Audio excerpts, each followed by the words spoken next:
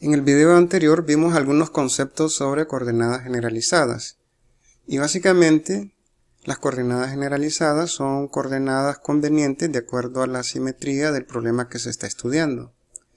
Ahora bien, suponga que la coordenada generalizada Q cambia de valores iniciales a nuevos valores. Imaginemos que los valores iniciales son los siguientes.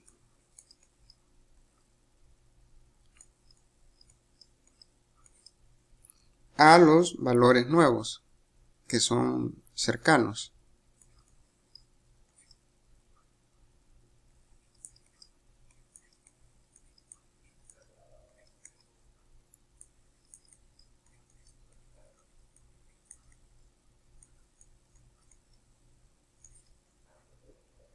¿Cómo cuantificamos estos cambios?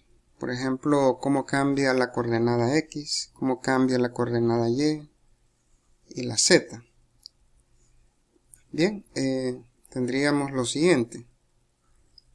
El cambio en X, usando cálculo, sería la derivada parcial de X con respecto a la coordenada Q1 por d de Q1 más la derivada parcial de X con respecto a Q2 por el cambio en Q2 y así sucesivamente. De igual manera para Y.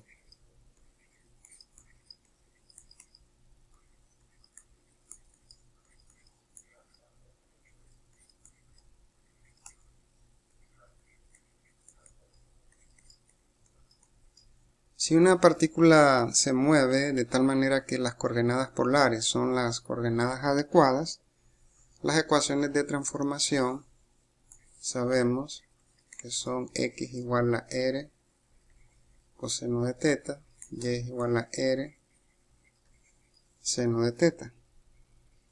Aquí Q1 sería r y Q2 sería teta. Estas son las coordenadas generalizadas.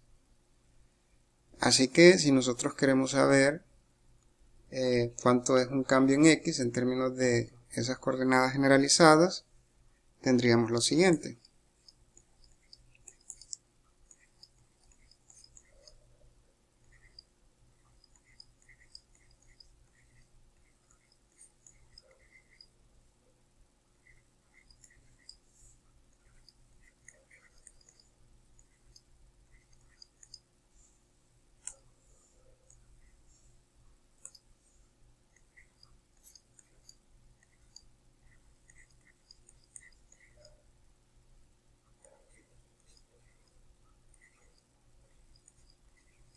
Y es muy directo hacer estas derivadas.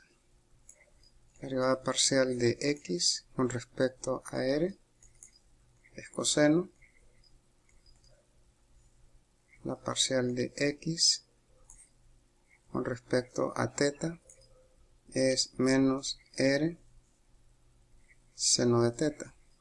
Esto se reemplaza en la primera ecuación y así d de x queda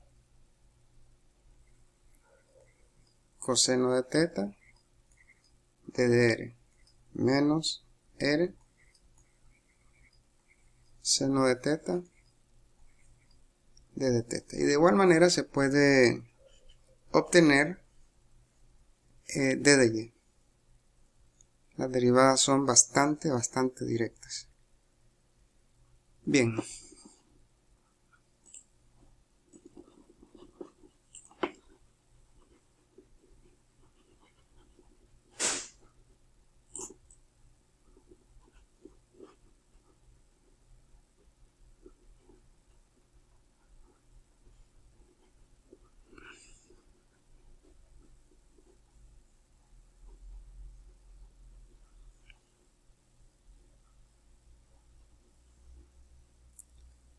Ya que estamos investigando los cambios,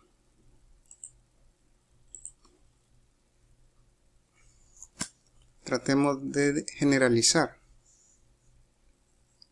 tenemos como coordenadas generalizadas de q sub 1 hasta q sub n, o sea, tenemos n grados de libertad. Si nosotros estudiamos el cambio en la coordenada x sub y,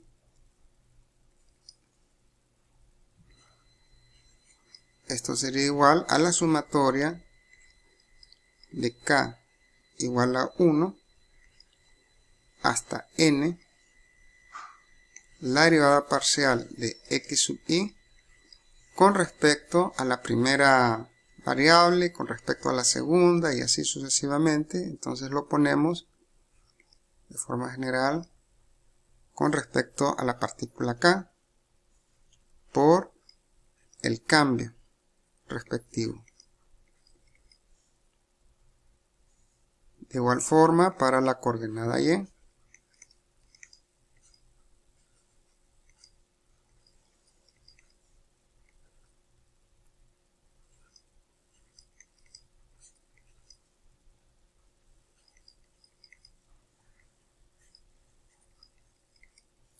Y para la coordenada z.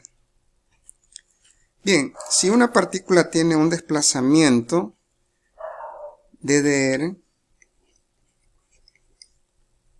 bajo la acción de la fuerza F, entonces el diferencial de trabajo sabemos que es F punto de dr. Y esto es igual a F sub x, d de x, F sub y, d de y, F sub z, d de z. De forma compacta,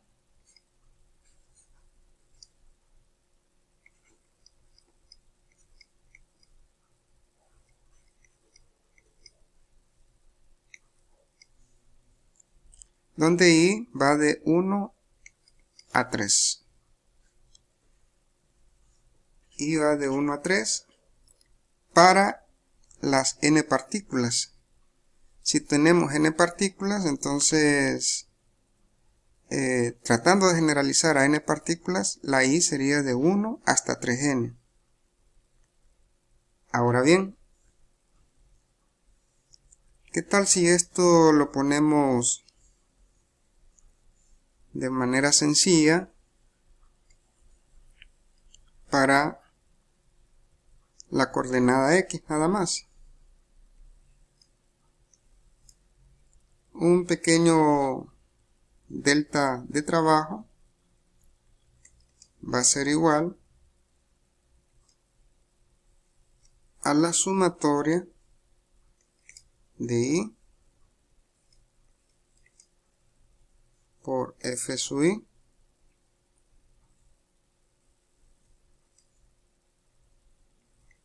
sobre k delta xi con respecto a k de q. Esto, recuerden, viene de esta expresión que tenemos aquí arriba y la sumatoria de aquí está sobre i, esta sumatoria está sobre k y tenemos esto de tal manera que el trabajo, ese delta de trabajo, lo podemos escribir de la siguiente forma: la sumatoria que va sobre i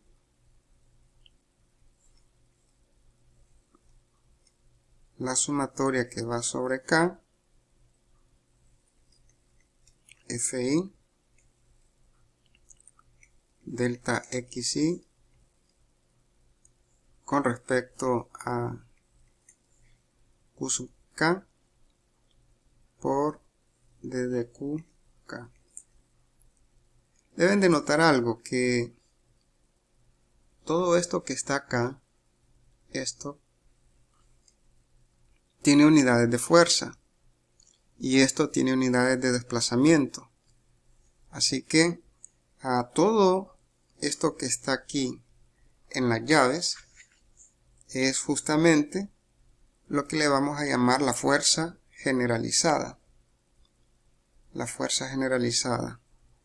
Todo esto es Kusuka. De tal manera que ese delta de trabajo se puede escribir como la sumatoria con respecto a I de Kusuka de dqk. Esta sumatoria va sobre K.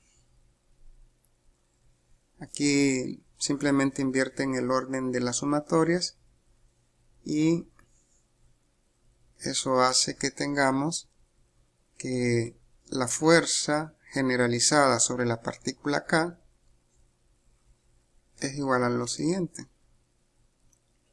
F sub I por la derivada de X sub I con respecto a K sub Q. Este es un resultado muy importante. Es la fuerza generalizada, o sea, la fuerza en el nuevo sistema coordenado que nos permite describir de manera correcta al sistema.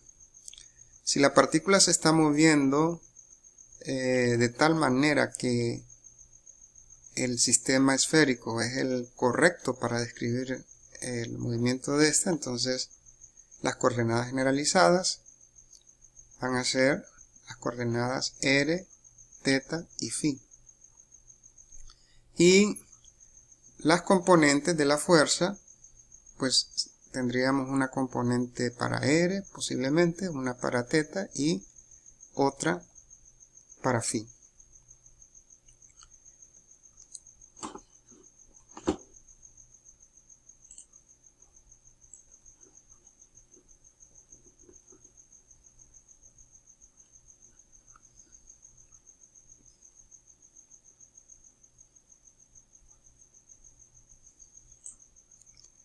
Bien, sabemos que la fuerza, para el caso de fuerzas conservativas, la fuerza se puede escribir como menos la derivada de B con respecto a X sub I, donde B es la función de la energía potencial.